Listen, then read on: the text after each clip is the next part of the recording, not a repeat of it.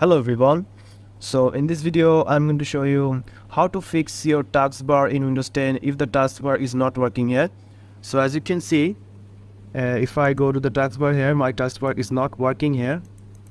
So it's not responding. Even if I click it, I cannot change my Wi-Fi here, or I cannot use the taskbar here to open anything here. As you can see, I cannot use my taskbar here. So to fix the taskbar, you have to first open the task manager here. So to open the task manager, you need to press Ctrl plus Alt and delete button here, as you can see. So you need to first tap on the Ctrl Alt and then press the delete button. So you need to press Ctrl and Alt at the same time, then press delete, and this page will pop up here, Windows here. As you can see, here's the task manager option here. So you just have to tap on the task manager, click on it.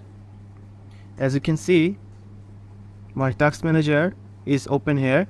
So to working the task manager, you need to find the Windows Explorer here or Windows folder here. So if I go down, so let me make it big here.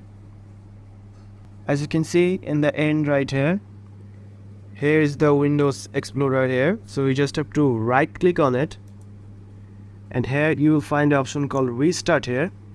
So you just need to click on restart.